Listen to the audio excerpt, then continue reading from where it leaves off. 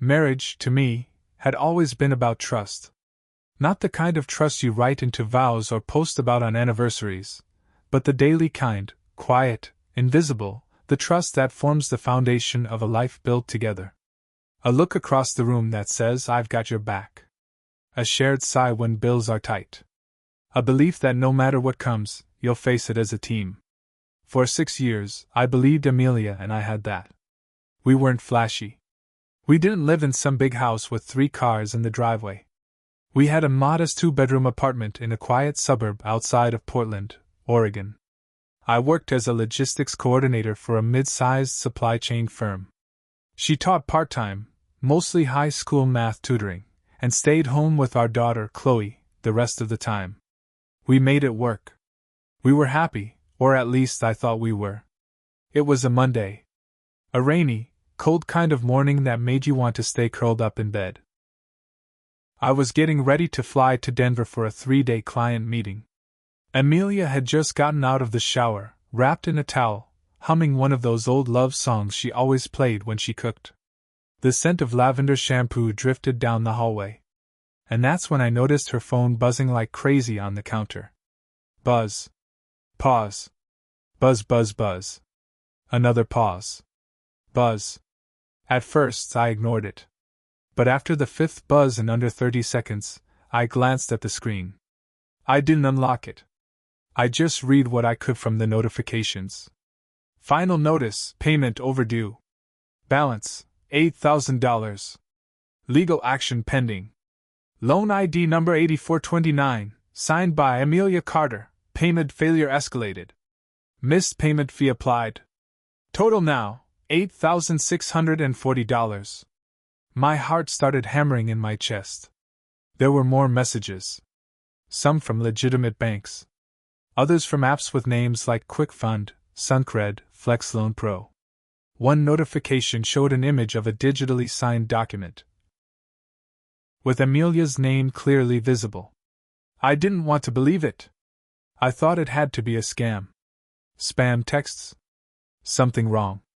But then she walked into the room, smiling, rubbing her damp hair with a towel like everything was normal. "Amelia," I said, holding up her phone, my voice low. "What is this?" She froze mid-step. "What?" "The messages. The loans." The color drained from her face. Her smile evaporated. She stepped forward slowly, as if her feet had suddenly forgotten how to move. I can explain," she said, barely above a whisper. My voice shook. $8,000, Amelia. What the hell is going on?" She looked down. For a second, I thought she might try to lie. But then, something broke in her. She sat down at the kitchen table, wrapped her arms around herself, and said softly, "It's not 8. I blinked. "Excuse me? It's more. Around 11. Maybe a little more than that." My mind short-circuited. $11,000? I managed to sit across from her, every muscle in my body tight with disbelief. "Why?" I asked. "Why would you do this?" The next 10 minutes were a blur of broken sentences and choked confessions. Her younger brother had needed emergency surgery after a motorcycle accident, over $2,000 out of pocket. Her parents had nearly lost their home after a business venture collapsed. Her sister was trying to open a nail salon and needed capital. So Amelia had borrowed. One loan turned into another. When she fell behind, she borrowed more to cover the interest. It spiraled. "I thought I could fix it before you ever found out," she whispered. "I didn't want to burden you. I didn't want you to see me as weak." I stared at her, my mouth dry. "I manage our finances. I track our spending. How the hell did you keep this from me?" "I used a separate account," she admitted. "I didn't want to use our joint funds. I didn't want to take from Chloe. I thought I could do this alone." And that was the moment something in me cracked. Because we were supposed to be a team. And she'd been playing solo, racking up secret debt, answering threats, carrying stress I didn't even know existed, all while smiling across the dinner table like nothing was wrong. "I thought we told each other everything," I said. Isn't that what marriage is? She looked at me, eyes brimming with tears. I didn't want to lose you. But that's the thing, keeping this secret had already started that process. I didn't yell. I didn't slam doors. I didn't accuse. I just stood up and walked to the balcony. And for the first time in years, I didn't know what my next step as a husband was supposed to be. For the next 5 days, Amelia and I lived under the same roof but in entirely different worlds. I slept in our bed. She slept on the couch. I went to work. She stayed home with Chloe. We talked about logistics, groceries, preschool pickup, work meetings. But nothing more. The emotional temperature in our home had dropped to freezing. She tried, I'll admit that. She left apology notes. Cooked my favorite meals. She even brought home a box of fresh muffins from my favorite bakery, something she hadn't done in years. But none of it reached me. None of it erased the fact that she had lied, for over a year, about something that could ruin our family. I found myself staring at her when she wasn't looking, wondering who she really was.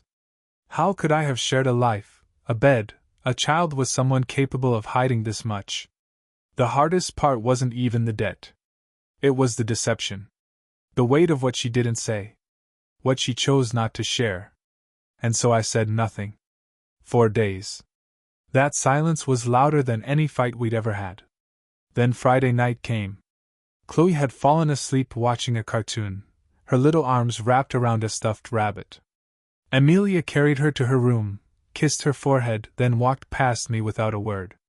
But I stopped her. Sit, I said, gesturing to the table.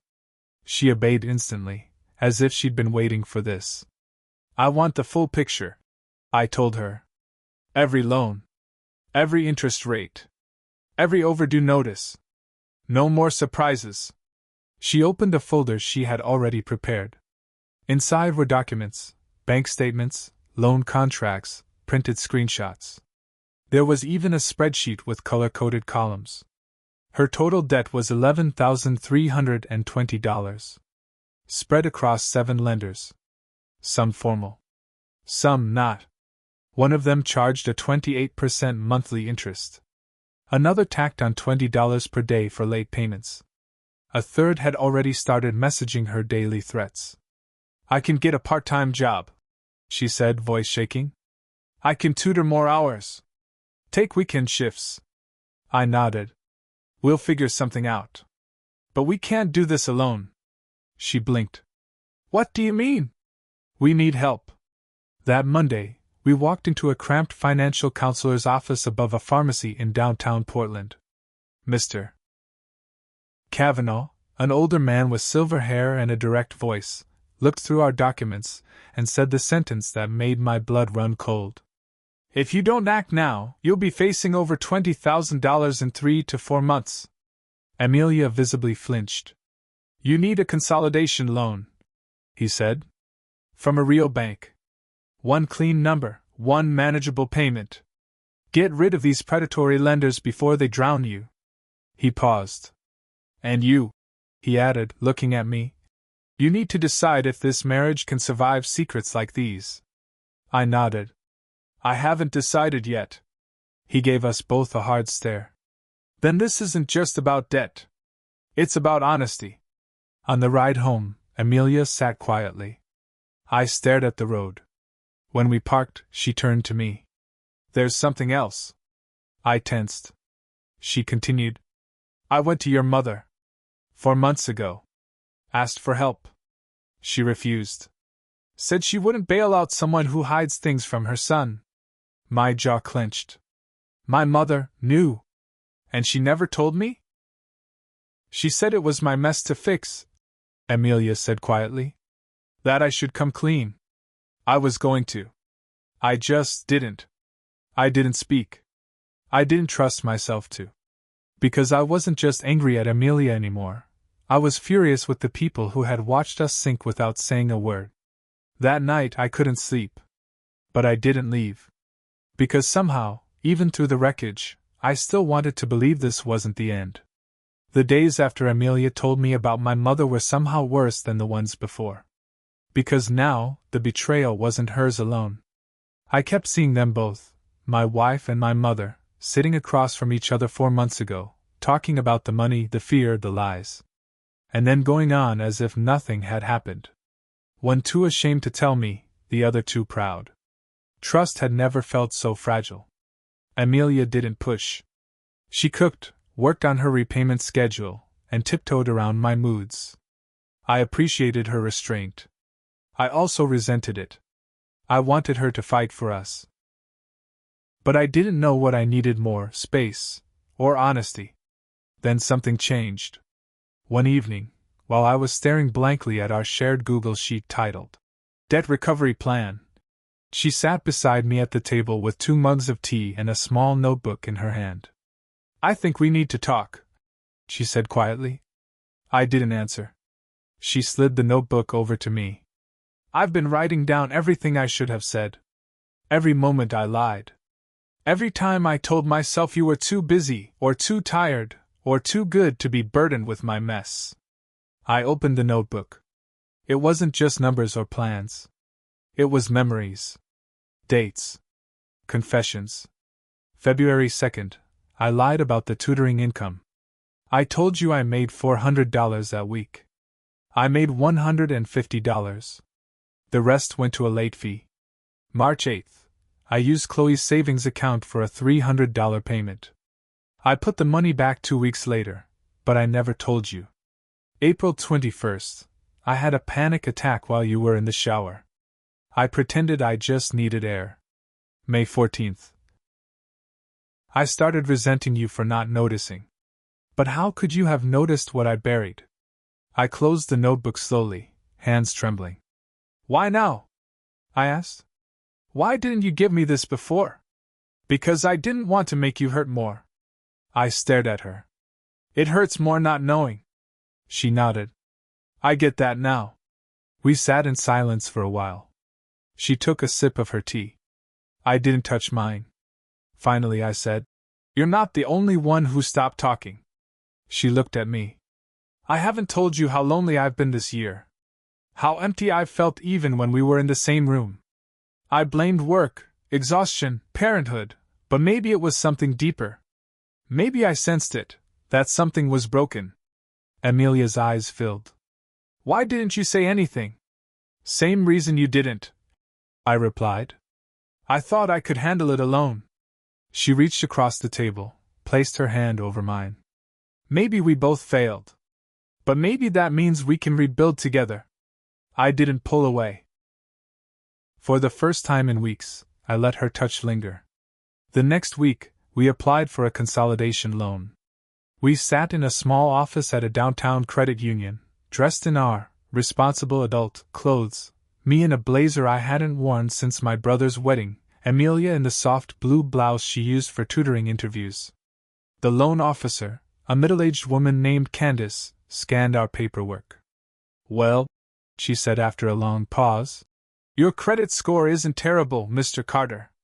But your joint income is lower than we'd like for this kind of amount."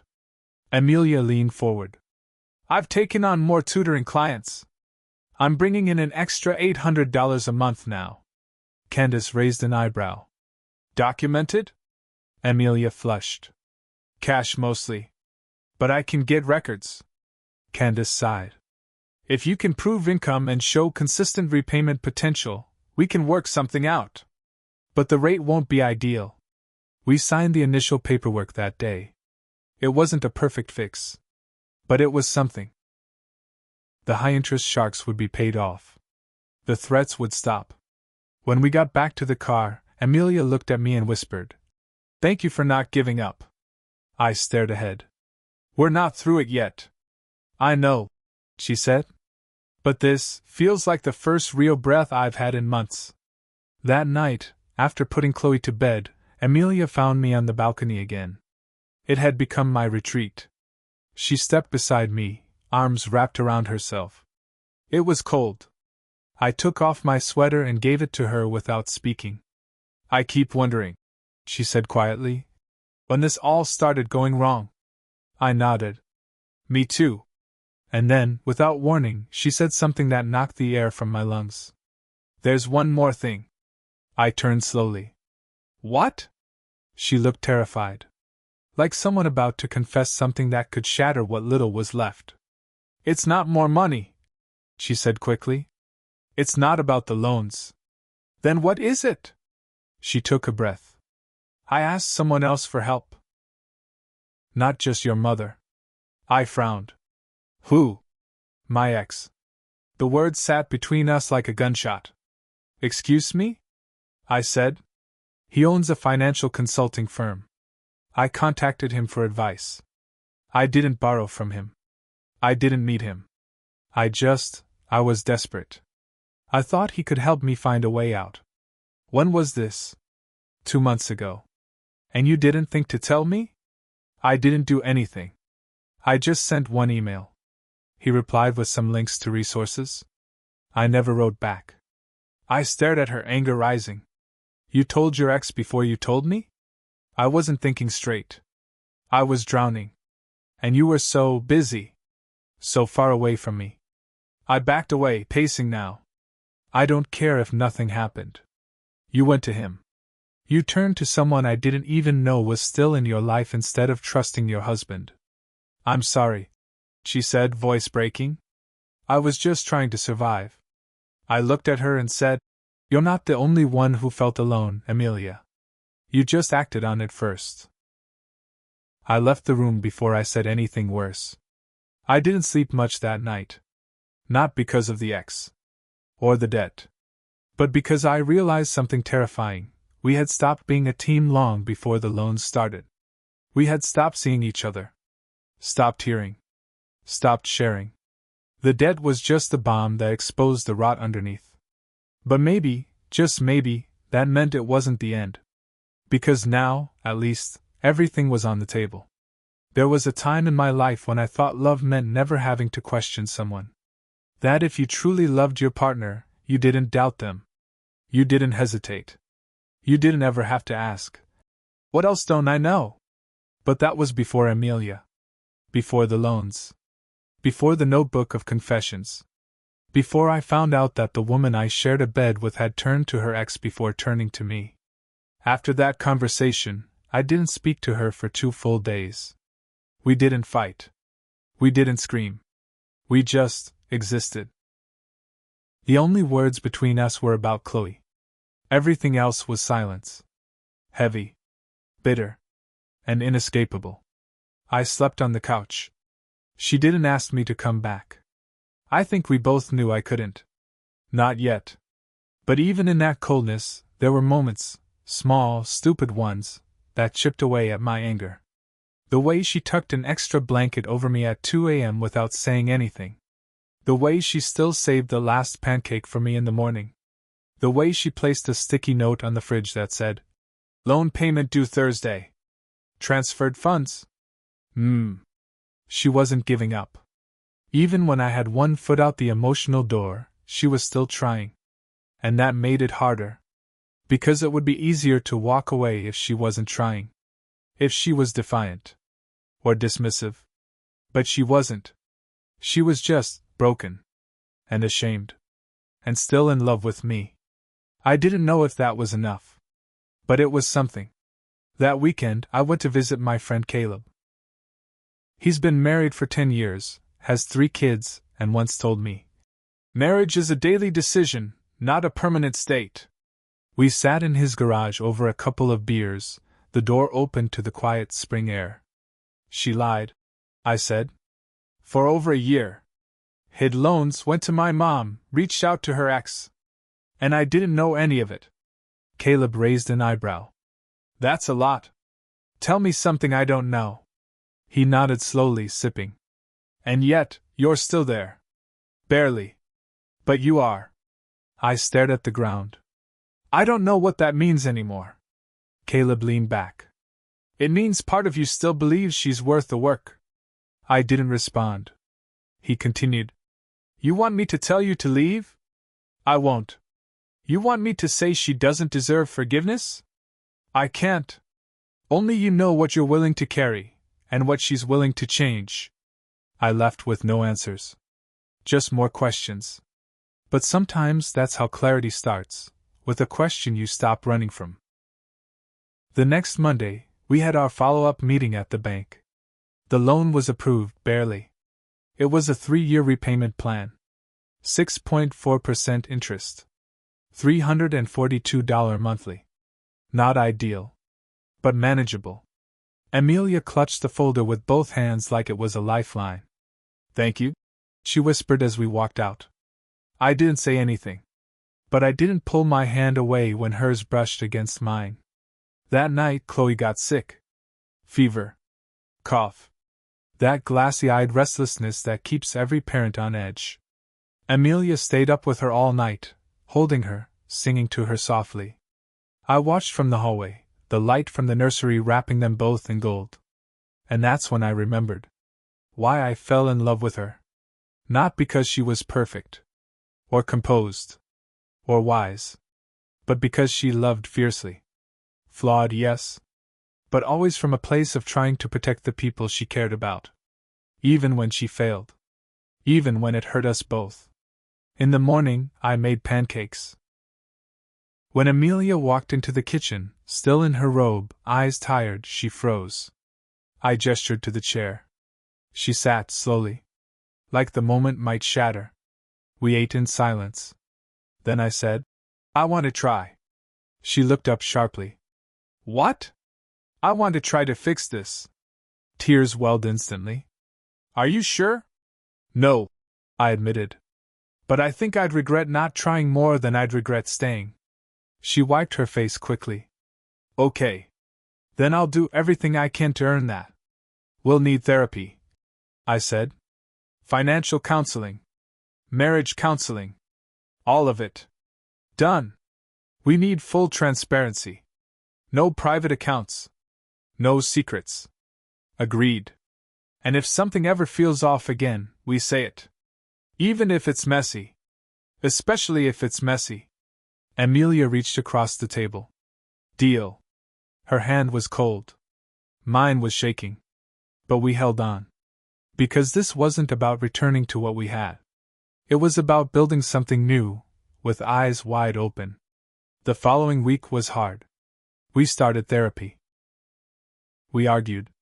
We unpacked years of emotional avoidance. I learned things I didn't want to hear, like how often she felt judged by my family. How lonely she was when I traveled. How guilty she felt watching Chloe smile, while knowing there was a lone shark sending her daily threats. She learned about my silence. My resentment. How many times I chose quiet over conflict because I didn't know how to be vulnerable without sounding weak. It was raw. Exhausting. But strangely freeing. We started doing Sunday budget meetings. We opened a shared Google Calendar. We started texting during the day again. Just little things, photos of Chloe coloring, jokes about the weather. "Thinking of you." Messages. It wasn't romantic. It was real. And in some ways, it was better than what we had before. Because now, nothing was hidden. One night, after Chloe had gone to bed and the apart. Then she leaned her head on my shoulder. And for the first time in months, I didn't feel alone in my own marriage. Forgiveness isn't a moment. I used to think it was. That it came like a flash, one sweeping declaration, one tearful reconciliation, and then everything would snap back into place. But that's not how real life works. Real forgiveness is slow. It's messy. It backtracks and stumbles and sometimes stalls out completely. It's not a switch you flip, it's a path you walk. One shaky, awkward, intentional step at a time. Amelia and I were walking it. Some days we held hands. Some days we didn't speak until bedtime. But we walked it. And slowly, things started to feel different. Not perfect. Not healed. But honest. We called it the repair phase.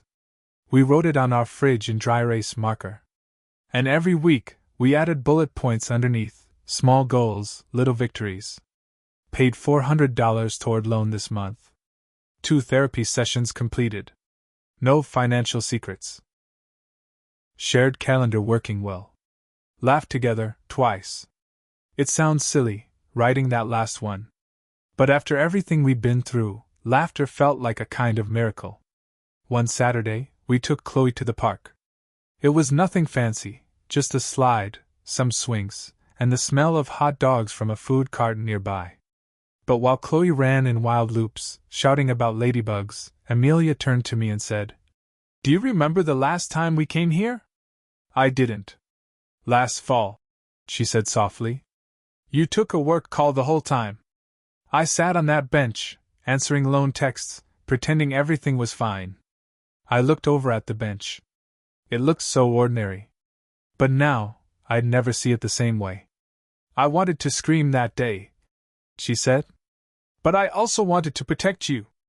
"I don't want protection," I said. "I want partnership." She nodded. Same. It was a simple conversation. But it landed deeper than most of our past arguments ever did. That night, I wrote a new line in our notebook. Today felt like sunlight after too many gray mornings. A few weeks later, we hit a hard wall again. We were going over the budget when Amelia admitted she'd forgotten to track a cash tutoring session and accidentally spent part of it on groceries before moving the rest to our loan fund. It was only $60.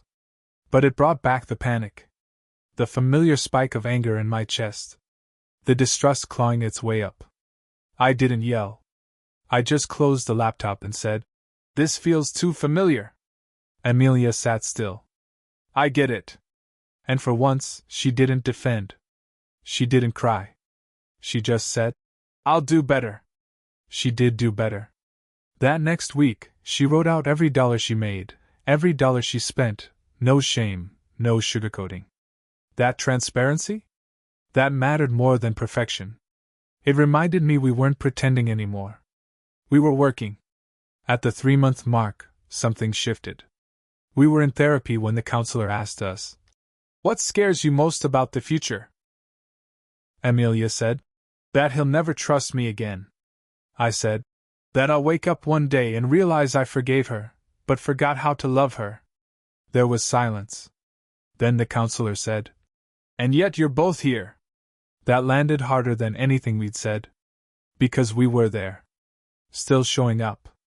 Still trying. Still choosing. After the session, Amelia took my hand in the elevator. I didn't pull away. We stood there in silence, two people bruised by choices and silence and shame, but still tethered by something more stubborn than pain. Love. Not the easy kind. The kind that digs in its heels and whispers, "Stay." 6 months after everything began, I woke up to find Amelia standing at the kitchen counter, making pancakes with Chloe perched beside her, laughing. It looked normal. But I knew it wasn't. It was earned. Later that day, she handed me a sheet of paper, one of her loan statements. The balance had dropped from $11,320 to $7,550. "We're getting there," she said. I smiled. "We are." Then she said something I hadn't heard in a while. "I want us to renew our vows. Nothing fancy. Just us. And Chloe. And truth." It took me a second to reply. "Yeah," I said. "I'd like that." We didn't throw a big ceremony. No tuxedos. No white dresses. Just a small afternoon in our living room. Chloe drew flowers on a poster board. Amelia wrote her vows by hand on notebook paper. I printed mine out and messed up reading them halfway through. But when I looked into her eyes and said, "This time, I promise not just to love you, but to keep choosing you, especially when it's hard," she cried. So did I. So did Chloe, though I think hers was about not getting more cookies. Today, our fridge still says, "The repair phase." But we've added something under it.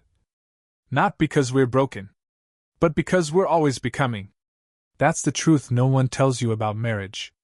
It's not just about falling in love. It's about standing in the wreckage of what you thought your life was. And still reaching for each other. Still saying, "I choose you." Not because you forgot the hurt, but because you remembered the love. And you knew deep down, it was still worth fighting for.